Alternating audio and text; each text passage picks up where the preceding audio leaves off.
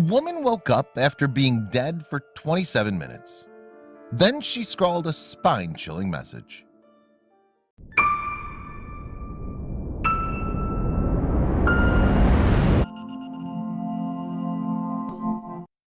But before we start, please make sure to subscribe and hit the bell so you never miss an upload from us. Also, leave a like right now. It was just like any normal Monday, Brian told Phoenix's American Heart Association. That day, the couple had been out for a hike before Jeff called in to see them. Then, shortly after the Hines friend had arrived at their home, disaster struck. When I got to the Hines place, Tina and I were standing shoulder to shoulder one second, Jeff later recalled. The next second, Tina had fallen virtually straight face forward onto the rocks. Realizing that something was seriously wrong, he thus yelled out to Brian to call 911. Given that Tina had appeared in good health mere moments earlier, Brian was at first confused by Jeff's demand. When the dad of four saw his wife on the ground, though, he knew that her condition had taken a serious nosedive. And with Tina's life seemingly hanging in the balance, Brian duly called for the emergency services. From what he could see, moreover, Brian believed that Tina was having a heart attack. More worryingly still, she'd passed out, while her breathing appeared to have halted. As a result, then, Brian was instructed to lie Tina on her back so that he or Jeff could carry out CPR. And together, the two men battled to keep Tina alive until first responders arrived to take over. But while Tina would survive her ordeal, things seemed touch and go for a while. By the time she was loaded onto an ambulance, in fact, she still hadn't responded, meaning Brian had to come to terms with the fact that his beloved wife might not make it. And in that desperate moment, the husband and father turned to God. Recalling his prayers, Brian claimed that he'd tried to make a deal with God. "I told God if he gave me Tina back, then he could take anything else," Brian said. "He can take all our cars. He can take all my stuff. I don't need that stuff. I needed Tina." And it seems that Brian's prayers may have paid off. After he had arrived at the hospital, you see, a doctor told him that his wife was alive. For Brian, then, Tina's survival was nothing short of a miracle. Indeed, he truly believed that God had granted him his wish. But while his wife was unconscious, she had apparently witnessed something that she went on to report to her spouse.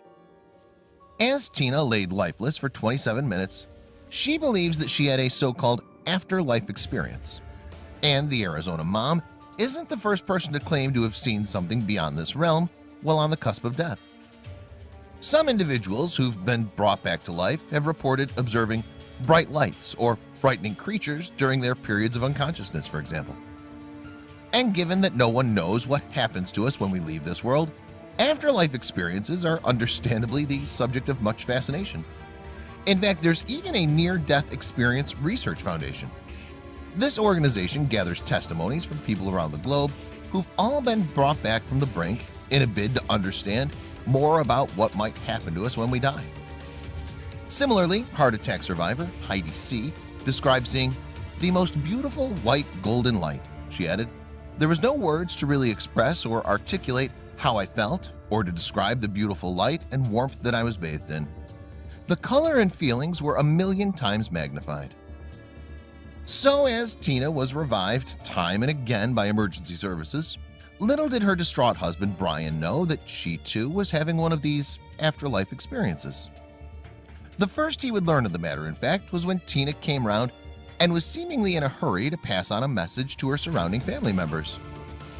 Incapable of being able to voice her thoughts out loud, an intubated Tina was handed a pen and paper to help her communicate. Then, in an almost unintelligible scrawl, she simply wrote, "It's real." Confused, her family member asked Tina what she was referring to. And in response, she pointed upwards, signifying heaven, as the emotion of the occasion overcame her. Tina later divulged more details of her afterlife experience in a 2018 interview with Good Morning Arizona. There, she claimed that she'd seen Jesus next to some black gates that themselves led to a beaming yellow light. Tina added of the vision, "It was so real, the colors were so vibrant." And for Tina, there's little doubt that what she saw that day was a little piece of heaven. Referring to the number of times she was resuscitated following her heart attack, she continued, "From what the paramedics shared with us, truly, I died 5 times and came back. Furthermore, Tina's vision had made both her and Brian convinced that it was God's will to save her life. And the couple have discovered a new appreciation of life as a result.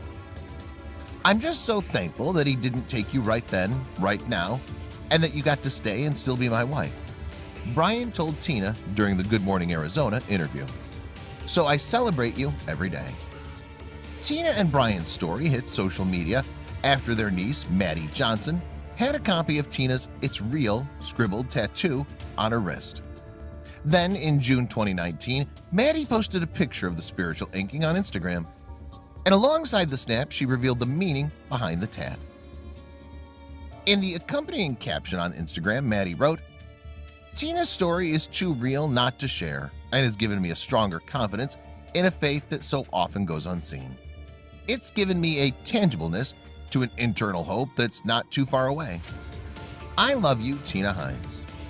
The way you boldly love Jesus and others has changed the way I hope to live and love." Yet, for Tina at least, there was one more person to whom she had to pay tribute for saving her life: her husband of 3 decades. After all, it was Brian who had administered the CPR that kept Tina's heart moving. His grateful wife told Phoenix's American Heart Association, "In those few moments, if I was on my own, everything could have been different."